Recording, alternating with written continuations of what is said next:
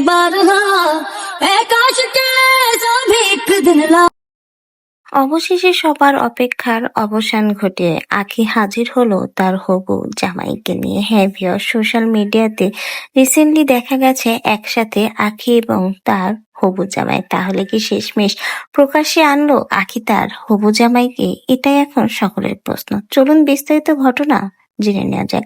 Recently social মিডিয়াতে আখির সুন্দর একটা মুহূর্তের ভিডিও প্রকাশ পেয়েছে, যেখানে দেখা গেছে আখি সুন্দরভাবে শাড়ি পরে সেজে হাতে ফুলের তোড়া নিয়ে পাশে একটা ছেলেকে নিয়ে বসে আছে। আর সেই ভিডিওটা আখি নিজেই তার ভেরিফাইড আইডিতে শেয়ার করেছে এবং ক্যাপশনটা দিয়েছে অসাধারণ। আর এই ভিডিওটা দেখার পরে সকলেই বলছে, তাহলে কি শেষমেশ আখি তার হবু জামাইকে প্রকাশ্যে আনলো? অনেকে বলেছে আখি এত দ্রুত বিয়ের সিদ্ধান্ত নিয়ে আবারও কি ঠকে যাবে? আরো কিছুদিন ওয়েট করতে পারতো। কেউ কেউ আবার তাদের জন্য শুভকামনা জানিয়েছে। অনেকে তো এখনো বিশ্বাস করতে পারছে না আখি বিয়ে করছে। এমনই নানা জল্পনা কল্পনা সকলের মনে। সকলের সেই কনফিউশন দূর করে দিয়ে অবশেষে আখি প্রকাশ্যে আনতে যাচ্ছে তার হবু জামাইকে।